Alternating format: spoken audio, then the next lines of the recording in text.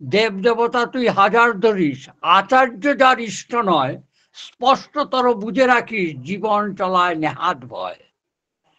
তাহলে আমাদের যে জীবন চলনা, এই জীবন চলনার মধ্যে আচার্য আচার্য শুধু মুখে মুখে বলে ওই রাজনৈতিক দলের মতো, মানে দিদি না বললে, মুদি না বললে যেমন আমার নেতাগিরি চলে না, আমি কি সেই রকম একজন সৎসঙ্গী?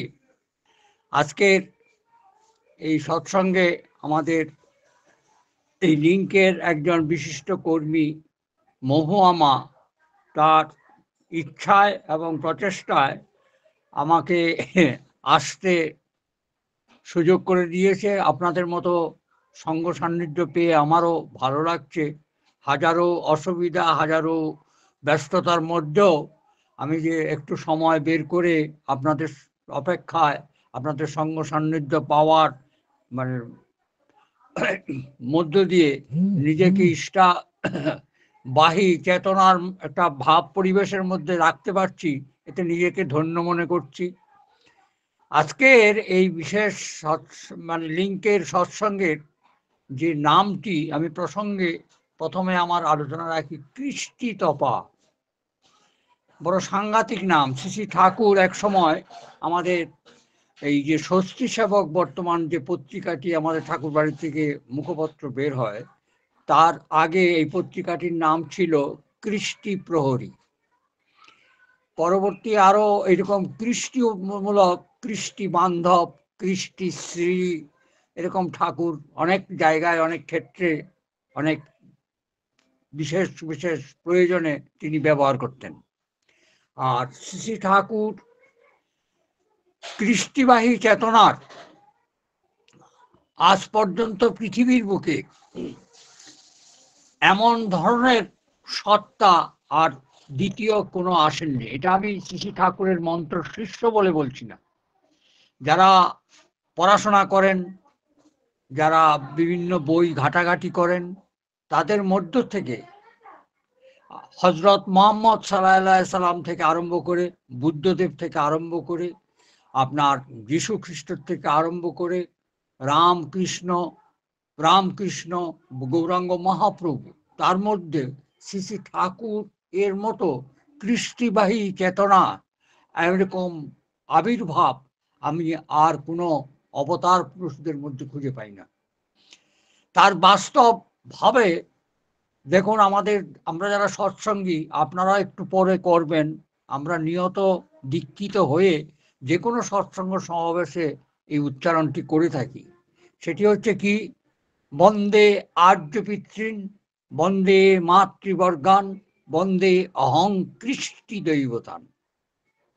আমরা কিন্তু নিয়ত সৎসঙ্গে আমরা যে যারা উপস্থিত হয়েছি, আমরা যে কত শত হাজার বার বলে ফেলেছি তার শেষ নেই।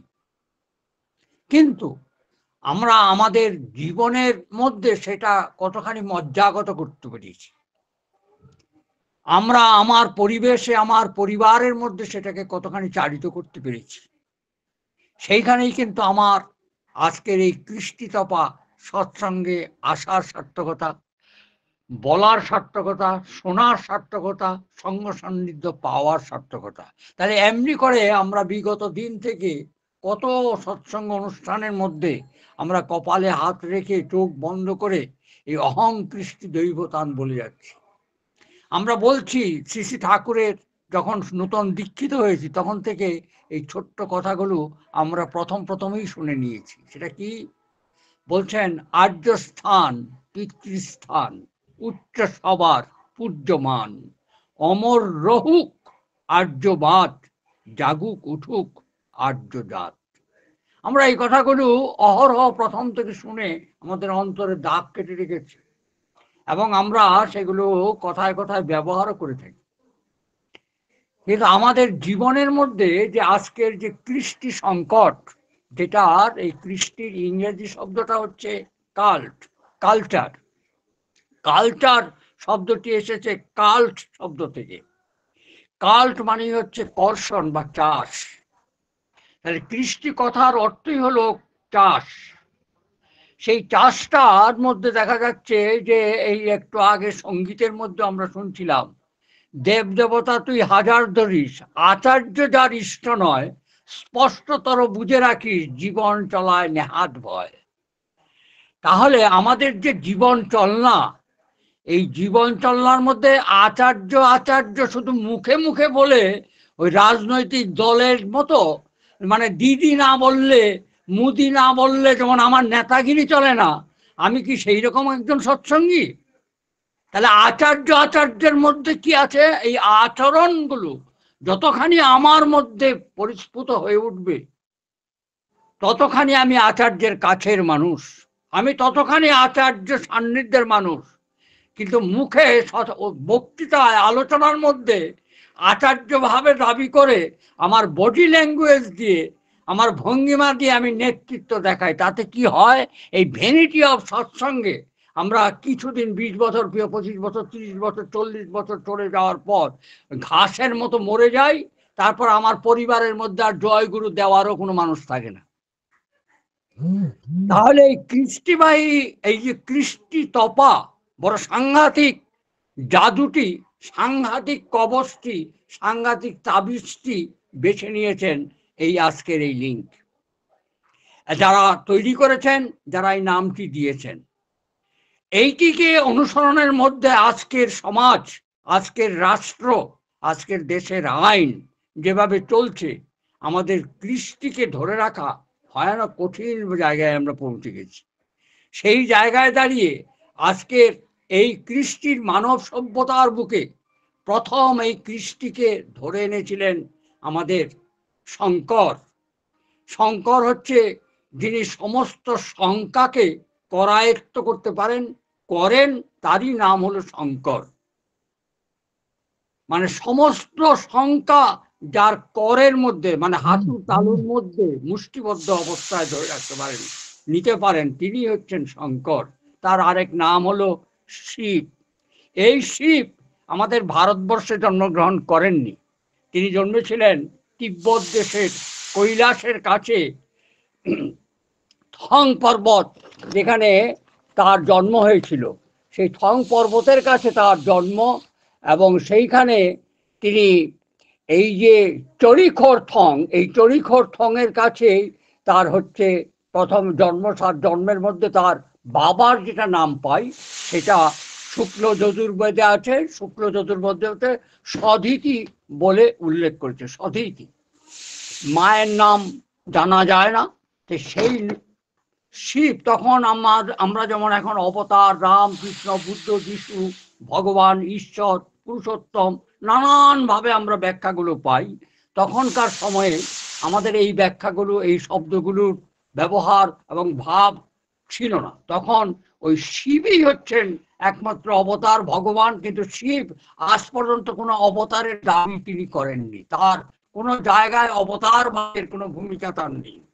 কিন্তু এই শিবই এই মানব সভ্যতার এই কৃষ্টির চাষ প্রথম আরম্ভ করেছিলেন। সেটা কিভাবে? আপনারা শিবরাত্রি জানেন, এই যে বিবাহ প্রথা, এই ম্যারেজ ফরমেশন, এটা প্রথম সৃষ্টি করেছেন আমাদের এই শিব। সেখান থেকে আমাদের ধীরে ধীরে আজকের এই নারী সমাজের যে স্মৃতিতে সিঁদুর পরা বলুন, শাঁখা পরা বলুন, এইগুলো ক্রমান্বয়ের মধ্য দিয়ে এসেছে। এবং সেইগুলো শাস্ত্র তখনই সিদ্ধ হয়, শাস্ত্র তখনই অনুসরণ সম্পন্ন হয় যখন সেটা সদ্গুরু সান্নিধ্যের মধ্য দিয়ে প্রকাশ হয়, তা না হলে সেটা শাস্ত্র হয় না। যেমন মনু সংহিতা, ওইটাকে সংহিতা বলা হচ্ছে, শাস্ত্র নয়। শাস্ত্র মানে শ্বাস ধাতু, যা হচ্ছে শাসন করে, অনুশাসন। শ্বাস ধাতু থেকে এসছে শাস্ত্র কথা। তাহলে এই যে শাসন, এই শাসন আদর্শ পুরুষের মধ্য দিয়ে, সেটা লিভিং আইডিয়ালের মধ্য দিয়ে বাস্তব সিদ্ধ হয়ে তখন মানব সমাজের মধ্যে সেটাকে ব্যবহার করা হয়। তাই শিবই প্রথম আমাদের এই কৃষ্টির সংস্কারের প্রবর্তক বলা যায় তাকে। কিন্তু তিনি কোনো অবতারবাদের দাবিদার না, তিনি একটা ধুতরা ফুল আর একটা বেলপাতা পেলেই তিনি তুষ্ট। তার বহু বহু আজকের যে নার্সিংহোম, হসপিটাল, ডাক্তার, কবিরাজ যা কিছু দেখছেন, ওষুধপত্র, তার প্রথম ভূমিকায় হচ্ছে ওই শিব, যার নাম হচ্ছে বৈদ্যরাজ বলা হয় তাকে। সেই জন্য শিবই প্রথম এই মানবিক সমাজ সভ্যতার মানুষের জন্য চিন্তা করেছিলেন এবং চিন্তার মধ্য দিয়ে তিনি সেইটাকে স্থাপন করেছিলেন। ধরার মধ্য দিয়ে আমাদের এই ক্রম বিকাশের মধ্য দিয়ে যখন আসতে লাগলাম, এই আসার মধ্য দিয়ে যে এই যে শ্রী শ্রী ঠাকুরের আমরা প্রতি স্লোগানে ব্যবহার করে থাকছি যে আর্য স্থান পিতৃস্থান উচ্চ সবার পূজ্যমান, সেখানে দেখুন দাঁড়িয়ে শ্রী শ্রী ঠাকুর বলছেন যে আমাদের দেব দেবতা তুই হাজার ধরিস, আচার্য যার ইষ্ট নয়। তাহলে আচার্য তিনি কে? আচার্য আবার ধৃতি বিদয়নার ২৮ নং বাণীতে বলছেন বৈশিষ্ট্য পালি আপয়মান পুরুষোত্তমই পরম আচার্য, আর তিনি পরাৎপর এবং তৎসংশ্রয়ী আচার্য। তাহলে আমাদের শ্রী শ্রী ঠাকুর এই যে আমরা আচার্য ভীতি করি, এই আচার্য ভীতির মন্ত্রটা কি আছে? ব্রহ্মমার্গ প্রদর্শ। আমি একটু আগে সেই প্রণাম জানিয়ে আপনাদের সামনে আমার কথা বলা আরম্ভ করেছি। সেখানে কি বলছেন? বলছে এই আচার্যের এই আচার্য ভীতিটা কার রচনা করা? এটা রচনা করেছেন শ্রী শ্রী দাদা এবং সেটিকে অনুমোদন করেছেন শ্রী শ্রী ঠাকুর। ঠাকুরকে দেখানো হয়েছে। সেই আচার্য মন্ত্রে কি বলছি? ব্রহ্মমার্গ প্রদর্শকং প্রেম ভক্তি বিনায়কম শান্তি স্বস্তি বিধায়কম আচার্যং প্রবরং নৌমি। মানে আচার্যের প্রবরকে নমস্কার করছি, প্রণাম করছি। আচার্যের প্রবর মানে প্রকৃষ্ট বরণীয় যিনি, তাকেই বলা হয় প্রবর। তাহলে সেই যে প্রবর, তাহলে শ্রী শ্রী ঠাকুর কি বলছেন? ঠাকুর বলছেন বৈশিষ্ট্য পালি অপরয়মান পুরুষোত্তমই পরমাচার্য। এখন আমাদের শ্রী শ্রী ঠাকুর এই 10,000 বছর আমি যা দিলাম, আগামী 10,000 বছর পর্যন্ত আমার আসার আর প্রয়োজন নেই। এই 10,000 বছরের যে চলা, এই চলার জন্য আমাদের এই আচার্য পরম্পরা শ্রী শ্রী ঠাকুরের কথাতে, তারপরেও যাওয়া যেতে পারে সেটা আমার আপনার কথাতে, কিন্তু ঠাকুর যেহেতু 10,000 বছর উল্লেখ করেছেন, তাই 10,000 বছর পর্যন্ত এই আচার্য পরম্পরা আমাদের রেখে চলতে হবে। সেই আচার্য পরম্পরার মধ্যে শ্রী শ্রী ঠাকুর বাড়িতে দেখা যাচ্ছে তারা বিবাহে, শ্রাদ্ধে, অন্নপ্রাশনে তারা মানে নান্দিমুখ শ্রাদ্ধ করছেন এবং তাদের মধ্যে দেখবেন একটু আগে সিপাহীবাবু জনের সিপাহীবাবুর কথা উল্লেখ করেছে। সিপাহীবাবু নান্দিমুখ শ্রাদ্ধের অগ্রণী ভূমিকা পালন করে থাকেন বেশিরভাগ এই জেনারেশনের মধ্যে।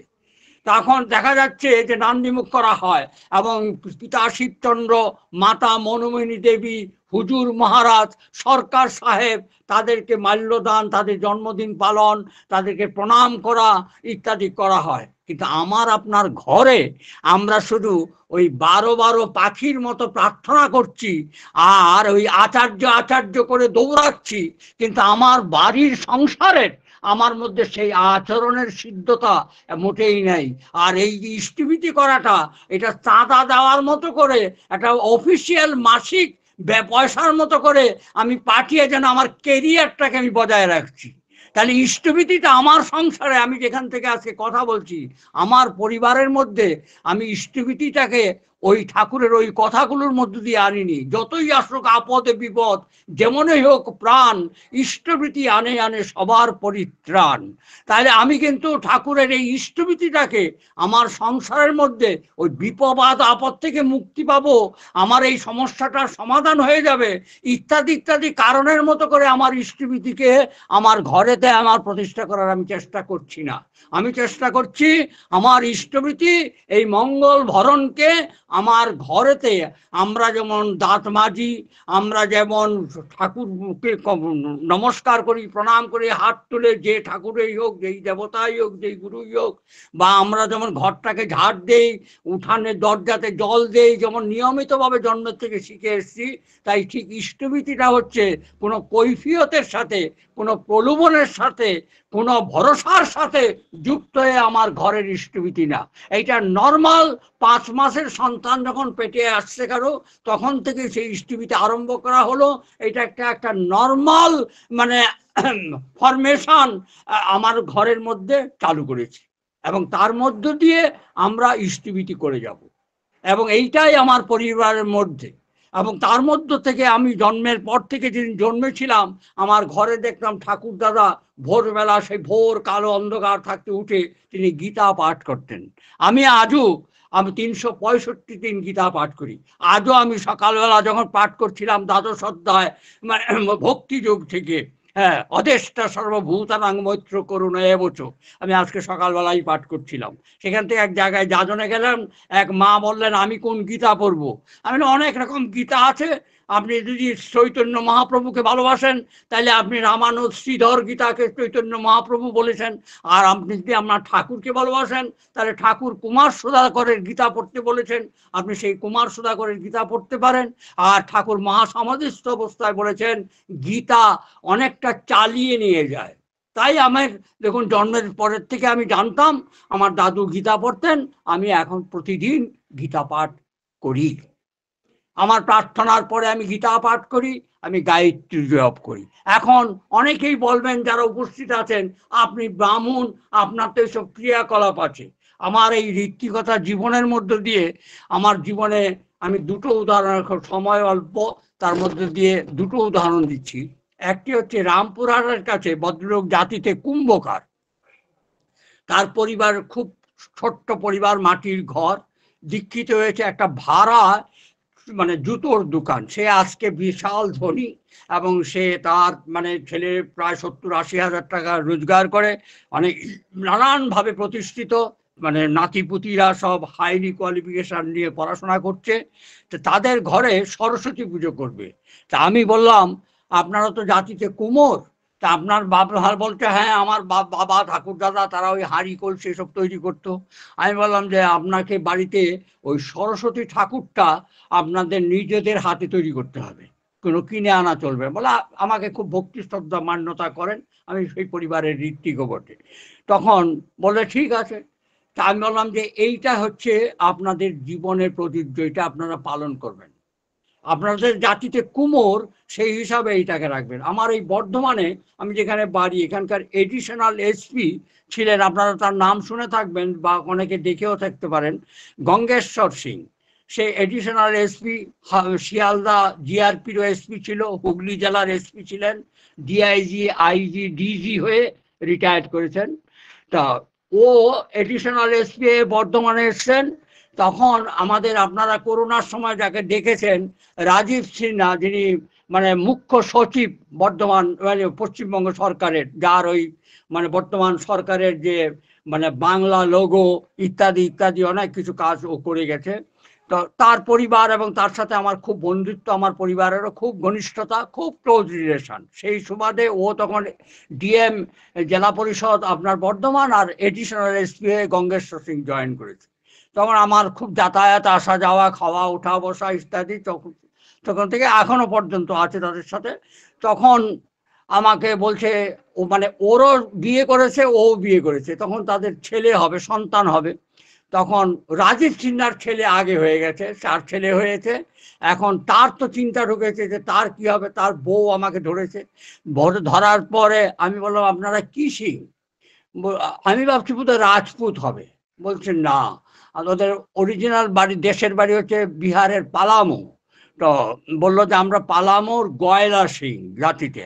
আমি বললাম শুনুন, আপনি আমার ঠাকুরকে যখন মানেন, আমাকেও মানেন, ভক্তি শ্রদ্ধা করেন, কিন্তু সবই ঠিক আছে, কিন্তু আপনি যখন গয়লা, আপনাকে গরু রাখতে হবে। বলে ঠিক আমি রাখবো। তো এসপি মানুষ, ও এখানে টিন দিয়ে ঘর টর করে একটা গাই গরু কিনে নিয়ে চলে এলো। গাই গরু এনে সেখানে মানে হোমগার্ড টোমগার্ড রেখে সেই গরুকে রাখতে লাগলো। তো তার নাতি হলো, সে জীবনে চাকরির শেষ দিন পর্যন্ত আমার সাথে যোগাযোগ রেখেছিল এবং সেই মধ্য দিয়ে সে তার ঘরের ছেলে সে ঘরে ফিরে গেছে চাকরি করে। তা এই যে মানুষের জীবনের কৃষ্টি সংস্কার, এই সংস্কারের প্রতি যদি আমরা চেতনা আমরা না ধরে রাখি, আমি সাধুকা হয়ে জন্মেছি, কলু হয়ে জন্মেছি, আমরা আমাদের আজকে কৃষ্টি সংস্কার সব ধ্বংস হওয়ার পথে। আমি গয়লা হয়ে জন্মেছি, আমার ছেলে হয়তো ইঞ্জিনিয়ার, কেউ হয়তো ডাক্তার, কেউ হয়তো ব্যারিস্টার, কেউ হয়তো লন্ডন আমেরিকা যাচ্ছে। আমরা বিবাহ বার্ষিকী পালন করি, আমরা জন্মদিন পালন করি। কই আমার বাড়িতে একদম মানে মিলের সর্ষার তেলে এনে বিবাহ বার্ষিকীর লুচিটা তৈরি হবে, এইটুকুনো নিয়ম তো আমি রাখতে পারি।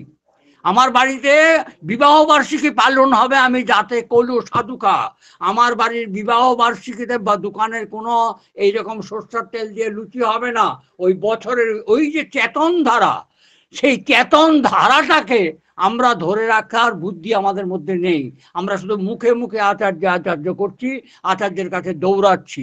তাহলে আমার এই আচরণের যে শুদ্ধতা, এইভাবে যদি আমি গয়লা, আমি ধূপা, আমি নাপিত, আমি কুমোর, আমাদের মধ্যে আমরা নিজেদের চিন্তাধারার মধ্য দিয়ে মানে না চলি, তাহলে আমাদের জীবনের সেই সার্থকতাটা কোথার থেকে আসবে? শ্রী শ্রী ঠাকুর বলছেন, পূর্বপুরুষ চেতন ধারা ধর্মে যদি ছাড়তে হয়, জোর গলাতে বলছি আমি, নিচক সেটা ধর্ম নয়। তাহলে ঠাকুর কি বলছেন? জোর গলাতে বলছি আমি, নিচক সেটা ধর্ম নয়। তাহলে আজকের এই যে চেতন ধারা, এই চেতন ধারাকে ধরে রাখার জন্য আমি আপনি কতখানি ভাবছি, আমার পরিবারের জন্য, আমার রক্তের জন্য, আমার সংস্কারের জন্য আমি কতখানি ভাবছি। তাহলে এই কৃষ্টি কথার অর্থই হলো কাল্ট। আর কাল্ট মানে হচ্ছে কর্ষণ, চাষ। এই চাষ আমরা কি করছি?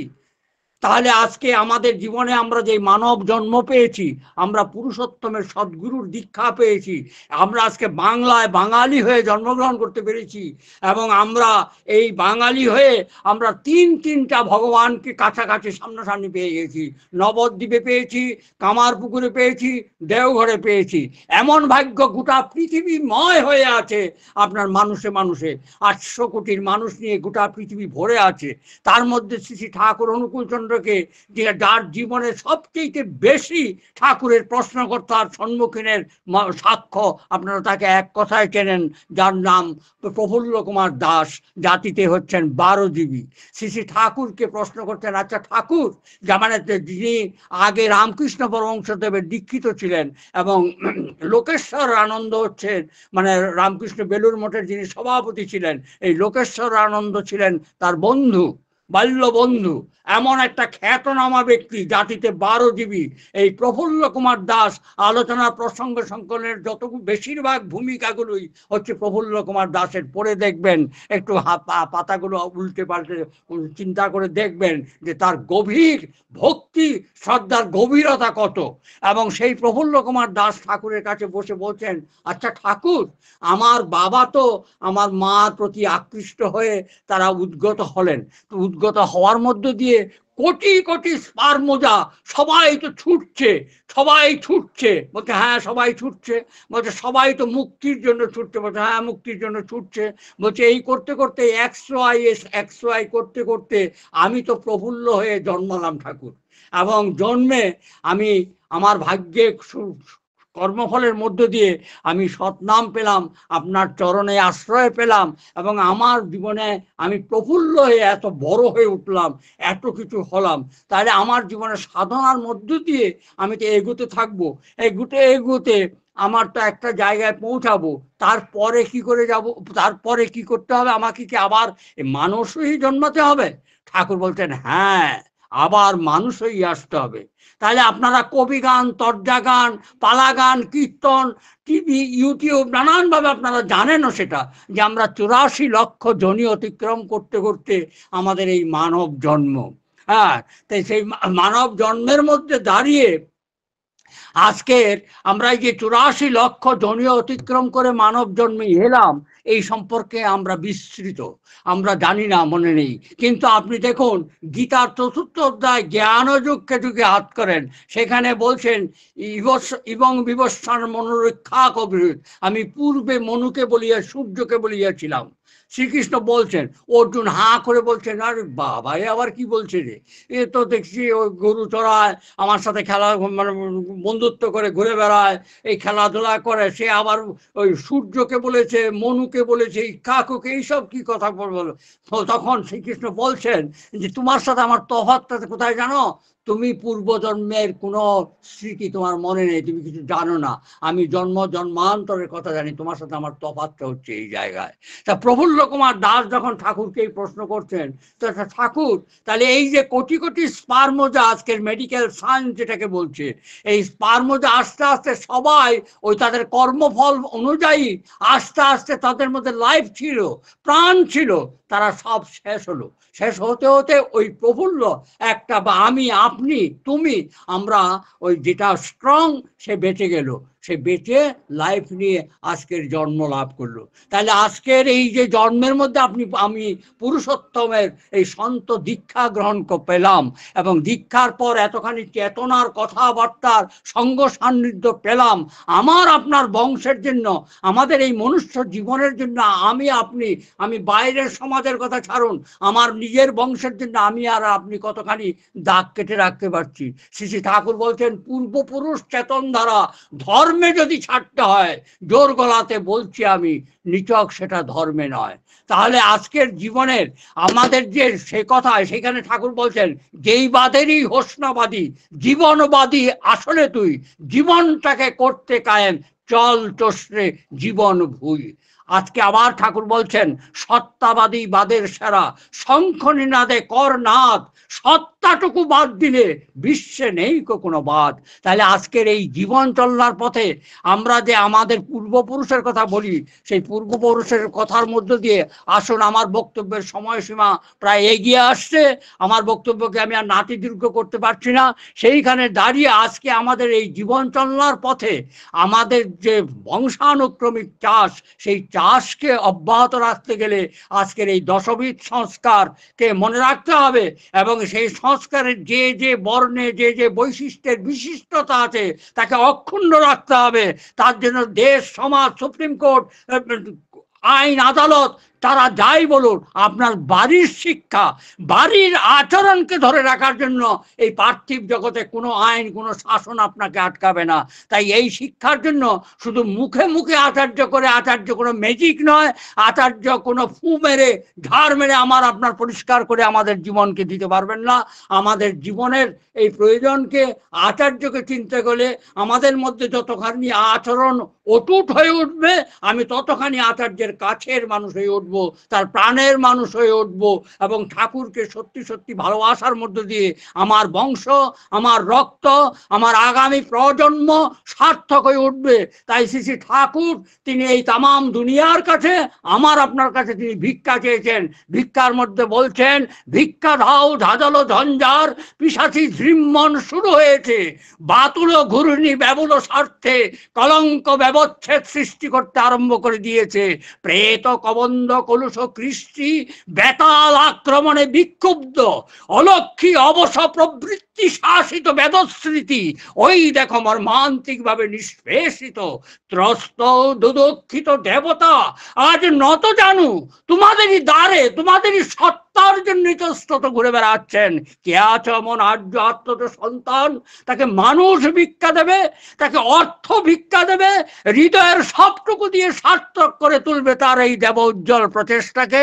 আজকের সেই দেব উজ্জ্বল প্রচেষ্টার খানিক প্রচেষ্টায় আজকে ঝলঝল করছে এই কৃষ্টি তাপা অনলাইন সৎসঙ্গ। এই কৃষ্টি তাপা সৎসঙ্গের লিঙ্ক পরিচালক, সঞ্চালক সকলকে আমি সাধুবাদ জানাই, পরম পিতার রাতুল চরণে প্রার্থনা জানাই, তাদের উৎসাহ উদ্দীপনা মধ্য দিয়ে জগতের সমস্ত মানুষের কাছে তাদের এই লিঙ্ক পৌঁছাক, এবং মানুষের জীবন চলার মধ্যে সেইটাকে সার্থক করে তুলুক, এবং তাদের এই লিঙ্ক সার্থক হয়ে উঠুক। আসুন আজকের সেই রবি ঠাকুরের গুরু গোবিন্দ কবিতার মধ্যে দিয়ে বলি, কবে প্রাণ খুলবে বলিতে পারিব, পেয়েছি আমার শেষ, তোমরা সকলে এসো মোর পিছে, গুরু তোমাদের সবারে ডাকিছে, আমার জীবনে লোভিয়া জীবন জাগরে সকল দেশ। তাহলে এই জীবনের এই সৎসঙ্গ অভিযান সার্থক হবে। আমাদের এই অভিযান অভিমানের নয়, আমাদের এই অভিযান হচ্ছে বিপ্লব। আমাদের এই বিপ্লবের মধ্যে যেখানে বিদ্বেষ নাই, হিংসা নাই, যেখানে আমাদের কোনো দাঙ্গা নাই, আমাদের এই সার্থকতা হচ্ছে রক্তের, আমাদের এই সার্থকতা হচ্ছে সত্তার।